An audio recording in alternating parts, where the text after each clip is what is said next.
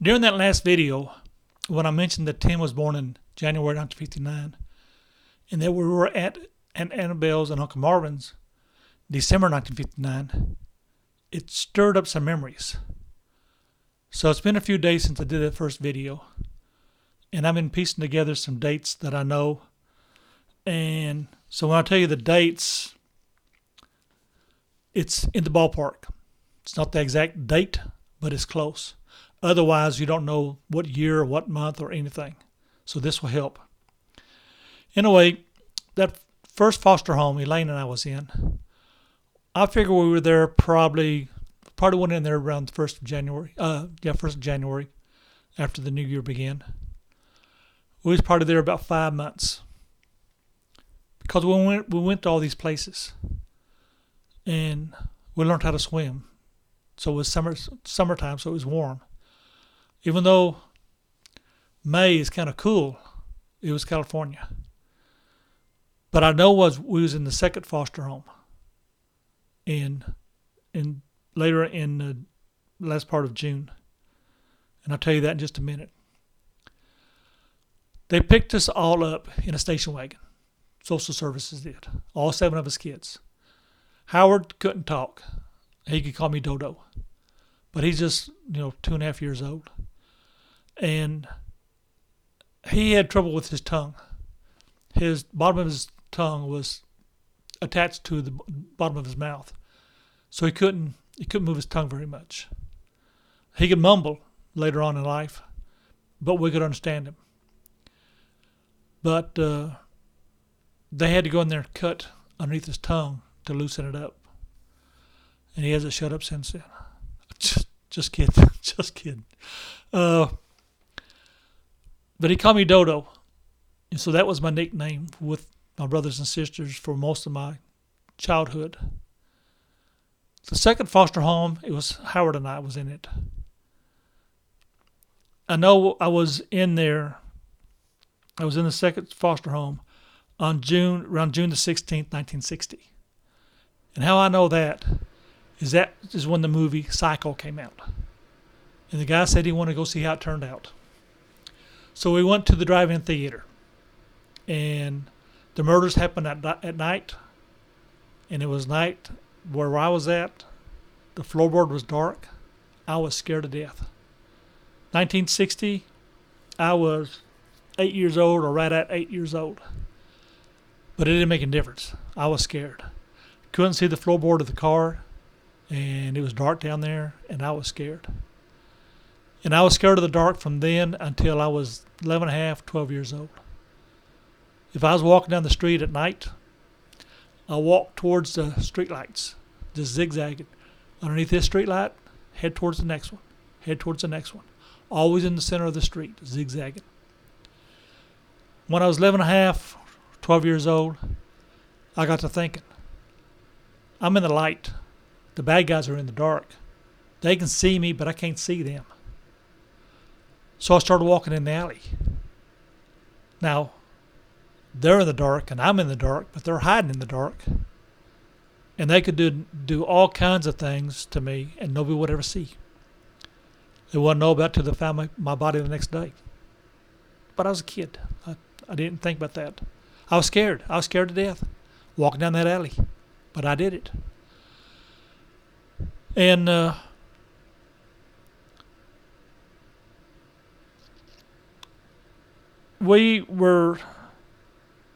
foster parents that we were living with, their house was pretty small.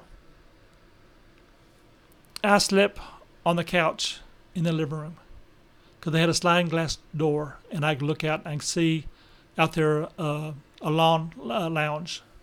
I just saw one, but I could look outside, and I slept on the couch. They were going to go on vacation, and they didn't want to take Howard and I. So I guess I called social services. They come picked us all up in the station wagon, took us to a third foster home. Now this woman loved us. She loved us a lot. I was in Cub Scouts, had that dark blue uniform, that yellow scarf, and I couldn't tell you a thing about Cub Scouts, but I know I was in Cub Scouts. There was a convenience store, like a 7-Eleven store, 1 block over, about even with our house. But there was houses there, so you couldn't go across their yard. We would take a little red wagon, go down to the corner, over to the next street, to this little store, buy a few items, and put them in the wagon and bring them back to the house. We were living there, Howard and I was, when Grandma and Grandpa Fault showed up. They were going to bring us to Texas. The foster parent, the mother, she started crying. She hugged us and kissed us. She was boo-hooing. So she had fallen in love with us. She gave us some fruit, bananas, oranges, apples, something that we could snack on the way home. Probably ate it before we got out of the parking lot, off the street anyway. She also gave us these 2 plaques. I believe that's called Rapunzel. No, that's Jack and the Beanstalk. This is Rapunzel. They gave these two plaques. Why they gave us 2 plaques? I have no idea. Maybe I liked them at one time. About 6 years ago, I was here in the office. I took my part. I thought maybe they gave us to me, Howard and I. Maybe they gave it because they had their phone number, address, their name, something in the back. Nothing there. So apparently I liked it at one time, and they gave them to me. It's the only thing that we got from the foster home, except each other. That one thing. About 30 years ago, Howard said I could have it. They didn't mean anything to him. He couldn't remember the foster parents. They mean something to me because that's the only thing we have besides each other. Anyway, we moved to Texas. About the time we hit the state line, well, the time we got to the farm, over there close to Wellman, Mom split. And Uncle Roger was a year younger than me, and Jimmy was a year older. So Grandma's kids and us, we overlapped. It was like one big family, no break. In fact, we overlapped. And Elaine's a year older than I am. So she was about the same age as Jimmy, or even older than Jimmy. But Elaine and I went to Wellman School. A couple of years ago, I asked her, how'd we end up in Wellman? Because I've got school pictures from Wellman, and of her and I. And she told me we was living with Grandma Fault. So their farm was in that area. I wish I had known that growing up, because I would have loved to find out where it was located at. I know they had a windmill, a tower, a tank, and a pond out there where the water from the overflow would run down there. It's a little pond, had some fish in it. They put some goldfish in there, and they mutated. They big old long suckers, and they were still orange. Some of them were orange. Well, after so long a time, they called Dad and said, we can't raise your kids and our kids too. Faye's gone. We don't know where she's at. So Dad come and got us, and we moved in with Grandma Rose there in Brownfield. We were living there until Easter 1961. Because in 1961, a woman came up from California. Her name was Lee. I remembered because they had pants that had Lee on the back of it. So I thought that was her name, you know. She wanted to marry Dad. She's a little on the stocky side. But she'd get down on one knee and look you in the eye and talk to you and listen to you. But Dad had met another woman named Faye. She was skinny, but she had 5 or 6 kids of her own. And Dad said, I'll let you decide who you want to be your mama. We all chose Lee because she would talk to us, listen to us. But the main thing is Easter time, and she gave us an Easter basket with candy eggs in it. And Easter in 1961 was on April the 2nd. I looked it up. So it's another little post so we know about the dates. Well, Dad chose Faye. I think Lee wanted a ring on her finger, and Faye didn't care. And I think Dad was still married to Mom. So they moved in together, and we lived over there close to the Fur's supermarket, kind of to the side and kind of behind it. But you walk out to the street and you can see that sign. The letters going down, Furrs. I remember that. And I figure they moved in there sometime around April 1961, and we were still there in November 1961. And how I remember that? The song "The Lion Sleeps Tonight" by the Tokens came out about that time, November 17th. And that was the first song that I actually fell in love with. I don't think I cared for music until then. And I just loved that song. Still do. And so we were there about 8 months. I figured we probably moved from there during the winter break. We moved to Pasadena, Texas. Dad got a job working on the shipping yards, unloading ships. And he was working there, and a cable broke, and the container, when I say container, it looks like a tractor trailer.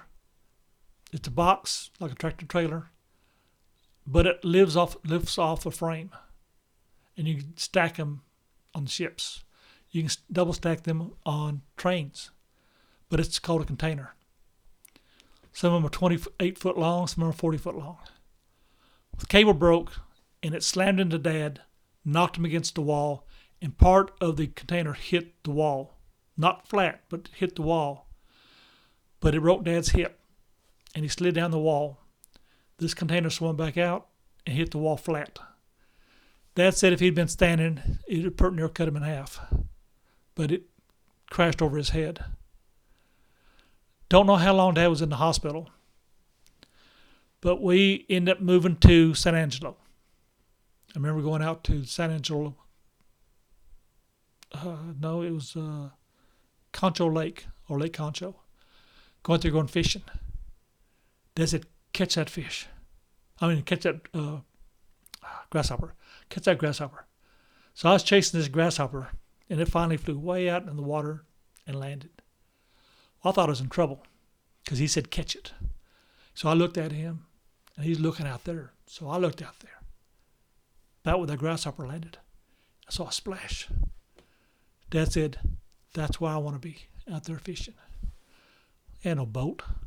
He's fishing off the bank. It really wasn't even a bank. It seemed like it was a beach.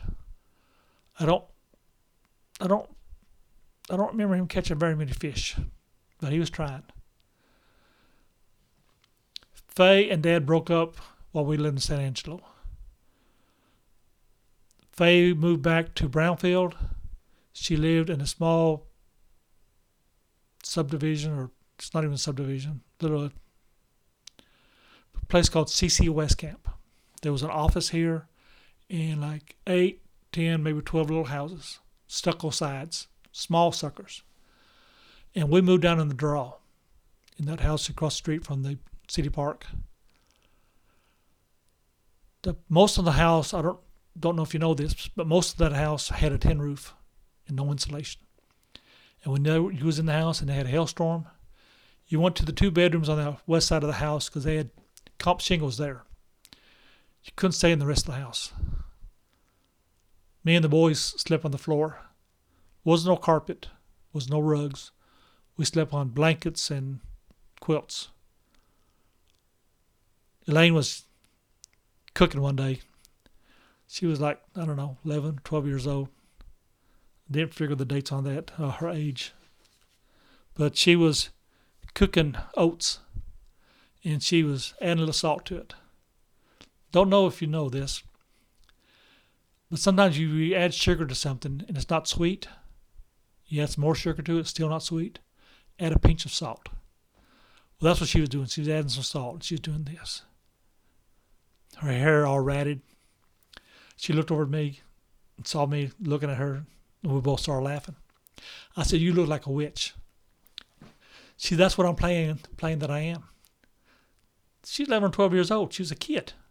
She was a kid cooking for kids.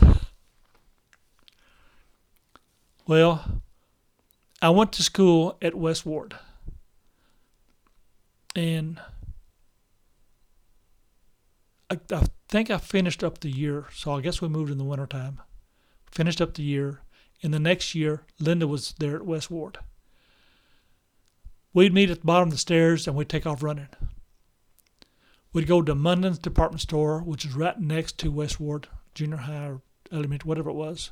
We'd run there, check the phone booth. Had one phone booth there. I think we got a quarter out of there one time. Then we'd run across the street, down to the corner, across the street to United. We'd run to that phone booth. They had 3 of them. That's where we got most of our money, those 3 phone booths. I remember one time we got 75 cents. I remember Linda wanted to save some money, save some for tomorrow. We didn't do it. I was hungry. We got a big old bag of caramel popcorn. The time we got that popcorn eaten, I was hurting. If we only found a nickel or a dime, we'd go to the City Bakery, which is a block east of United. Might have been 2 blocks east of United. And we'd get a brownie. Big old huge brownie. We'd break it in half and each have a half. If we didn't find any money, we got no lunch. We didn't have money to buy lunch. Don't even know if they had a cafeteria there. We didn't have anything to take to lunch. So we went hungry a lot of time. Did I tell you we were poor? We were poor. And I was going to West Ward School when John F. Kennedy was killed. He was killed November 22, 1963. They let us out of school early that day because he'd been killed. Teachers were crying. I walked home. When Dad got home, talked to him a little bit. He said, "Why are you scared?" I said, "Are we going to war?" He said, "What for?" "They killed the president." He said, "They got the guy who killed the president. It's over with." I said, "What are they going to do?" He said, "Nothing. They're going to have a trial.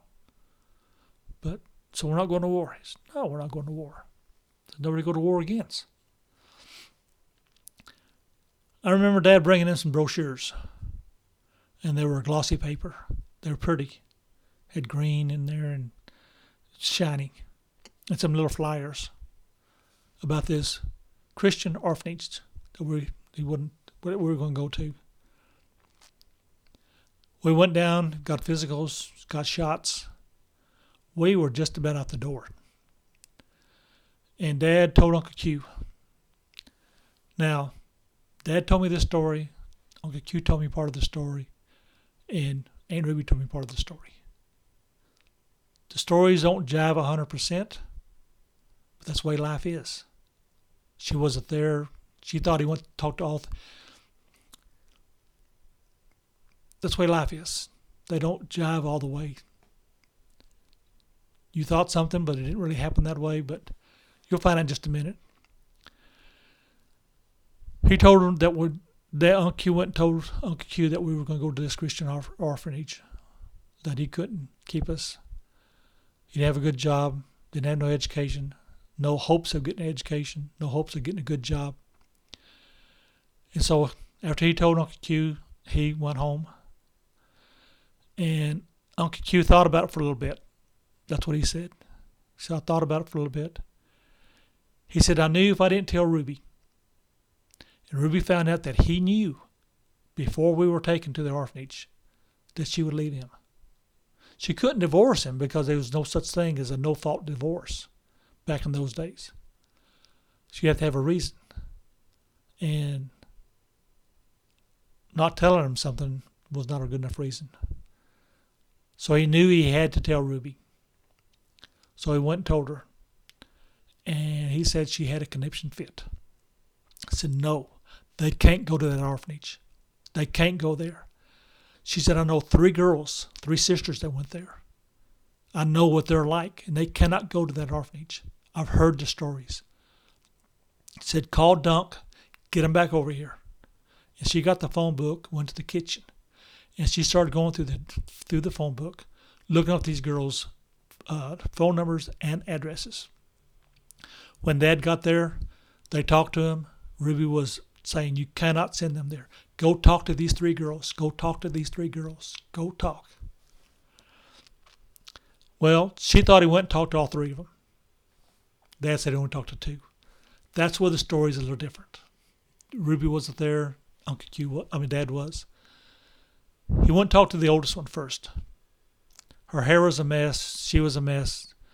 There was beer cans all over the place. Dirty dishes in the sink. The house stunk. Hadn't been dusted in forever. He didn't even sit down on the couch. He was inside the house. He said, and she was cussing and the foul language, and she was shacked up with the guy. For those of you who don't know, that means living with somebody of the opposite sex as though you're husband and wife. And back in those days, it was a real bad deal.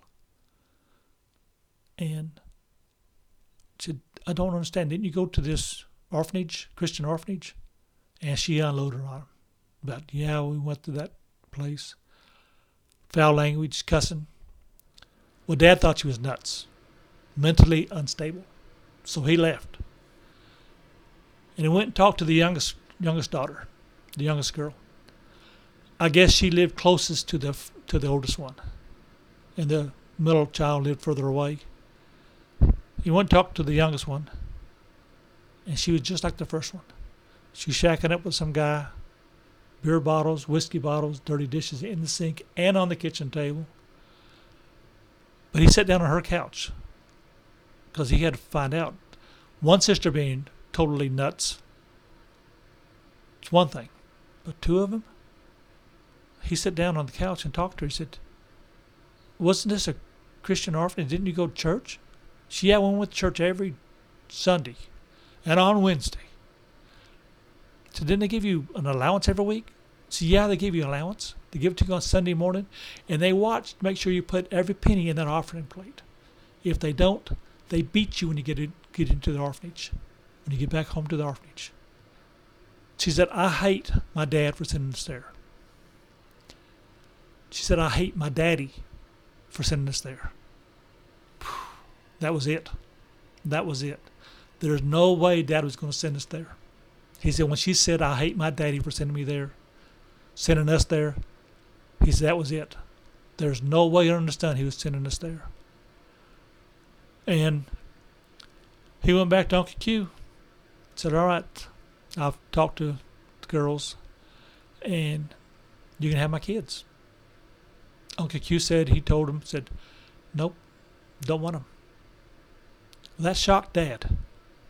He was shocked because the way Ruby was talking, she wanted the kids, wanted us. And now Uncle Q saying, "Don't want us." And Uncle Q said, "Don't want them. The only way I'll take your kids is if you'll write a letter and you sign it in front of a notary and have them notarize it, relinquishing all rights to us. If you do that, I'll take your kids." But we've done this once before.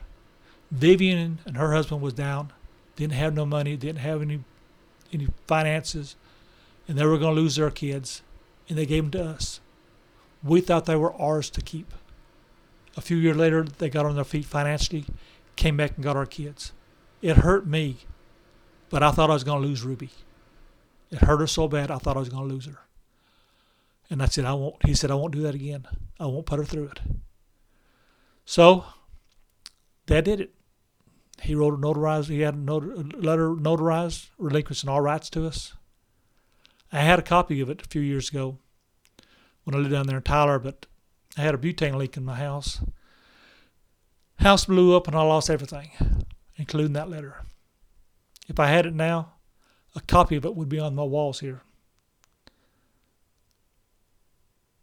I wish I could tell Aunt Ruby and Uncle Q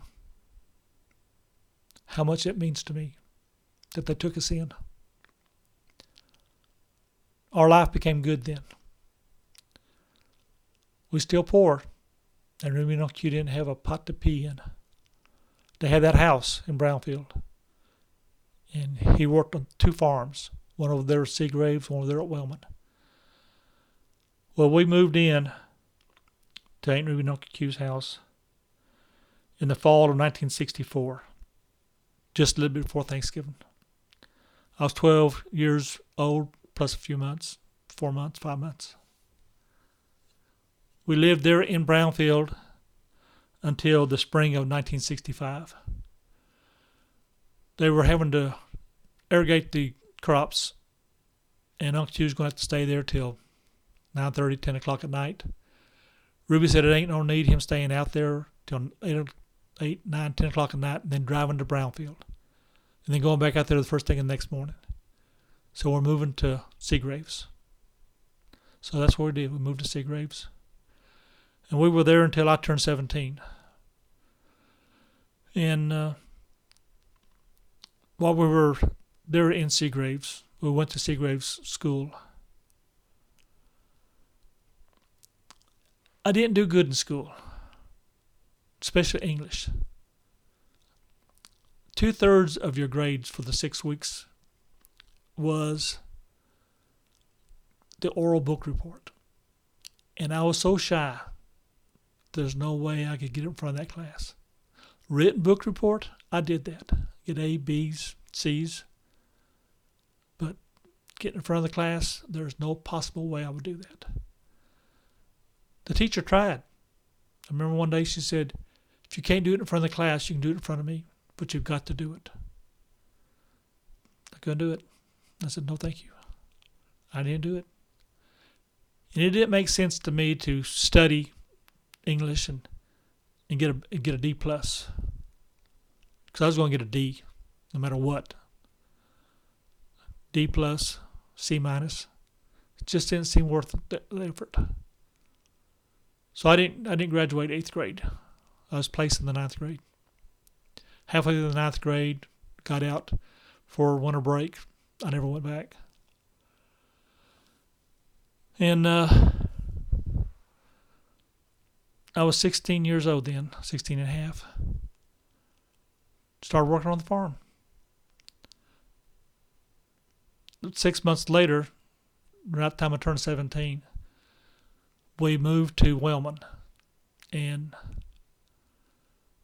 I got involved with a married lady. She was a friend of the family. And she was out there at the house all the time. So I wasn't shy around her because she wasn't a girl, she was a woman. And she was over the house all the time. And we got involved. She was 10 years older than I was. Still married. Had several, I think she had 3 kids. And Uncle Q found out about it. I was 18 when we started messing around. Uncle Q found out about it. Said, leave her alone.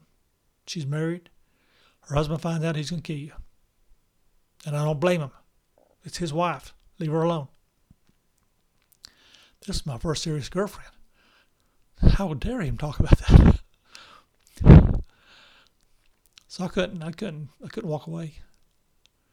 Several months later, he found out that I was still seeing her. And he had a fit. He started packing my bags. And I was begging him, please, I'll quit seeing her. I'll quit seeing her. I'll quit seeing her. And I begged him, and I begged him, and I begged him. He was mad. We got in the car. I didn't say another word. I know what he thought. He thought that I would start talking to him once we got in the car, and we'd talk things out. I'm getting tongue-tied. We'd talk. I'm getting distracted. My wife's home now. We would talk things out, and he'd bring me back. But once we got in the car, I shut up. I had done all my begging and pleading before we got in the car. We got over there close to Big Springs. He said, I'm going to put you off at the bus station. You can catch a bus to your dad's. That's what we did. Caught the bus, went to Tyler, my stepbrother and brother-in-law met me at the bus station. Forgot something. I should recap a little bit. When we still lived in Brownfield with Dad, Faye and her kids lived at CC West Camp. And Dad was going over there, and he met Gladys. And he wanted to marry her, but she said she didn't raise her 3 kids. She wasn't going to raise any more. And Dad couldn't keep us. I told you about me walking down the street in the middle of the night towards the street lights. The reason I could do that, Dad was at home. And I wasn't in trouble, never got in trouble. But if I'd gotten caught doing some of the things I was doing, I would have been in trouble. But anyway, I don't blame Gladys, I don't blame Dad, I don't blame anybody for what happened in my past. But when I moved to Tyler, they have these big, tall, green things down there called trees. Got this green stuff on the ground called grass. That's springs, creeks, rivers, lakes, trees the birds that weren't black or brown, blue jays, redbirds, cardinals, all kinds of different colored birds, squirrels, tree squirrels. Gosh, dog, I love watching this tree squirrels. And that's what happened. I moved there just about a week before Thanksgiving. So I was with Aunt Ruby and Q 6 years. The following, I got a job working at the lumber yard about a month after I got there. About 3 weeks after I got there. Unloading a boxcar. Or working as a swamper, going out with the guys making deliveries, delivering sheetrock or shingles or cement. Otherwise, I was in the boxcar unloading that lumber. If I was on a truck, then another swamper would be in the boxcar unloading those 2 boxcars we had to get unloaded. And carpenter comes in, says, "How you doing?" I put that head down. I was shy, couldn't talk. Next day, same guy, "How you doing?" Put that head down. After a couple of days, 3-4 days, she said, "How you doing?" I said, "All right." I keep on going. But I slowly started working my way out of the shyness. People walk in, I say, "How you doing?" And I could wait on them, get their ticket, see what kind of lumber they were getting, go down there and unload their cars or pickups up whatever they were picking up. And that's how I started getting out of shyness. Well, the following spring, a tree bloomed. Big old white blooms. Dad's house, there by the back porch. I said, "Dad, what kind of tree is that with the big white flowers?" He said, "You mean blooms?" I said, "Yes, sir." He said, "It's a magnolia tree." I said, "When we lived in California, we lived in a big 2-story house, had a magnolia tree in the front yard." He said, "Yeah, I actually had 2 of them in the front yard." I said, "Back behind us, they had a hospital. They built a hospital. They were going to tear down this house, or they were going to move it.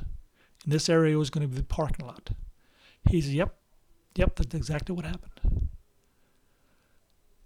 That memory of talking to my dad about that magnolia tree, that memory saved my life later on.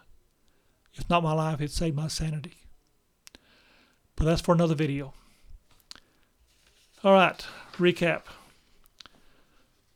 Tim was born January 14, 1959. We were with Annabelle and Uncle Marvin around December the 20th, a little bit before Christmas, same year, 1959. The next date I've got is the Psycho movie came out June 16, 1960. So from Aunt Annabelle's, we was in the first foster home, and we were in the second one, and still in the second one when Psycho came out. The next date is when Lee gave us the Easter basket, April the 2nd, 1961. We was in the second foster home, went to the third foster home, Grandpa Faults, moved in with Grandma Rose. The next date, November the 17th, 1961, when the Lion sleeps tonight. And only thing that happened between that time period is move over there by First Supermarket. Next date, President Kennedy killed November 22, 1963. We moved from Brownfield to Pasadena, Texas, to San Angelo, Texas, back to Brownfield, to that house in the draw, tin roof. And then moved in with Aunt Ruby and Uncle Q in fall of '64, and moved up to the farm spring of 1965. If y'all want a copy of this, let me know. There's a comment section on these videos. They're not for the public. Just give me your email address or phone number. They're only for my viewing, and I'll send you a copy of this so you can have some basic idea.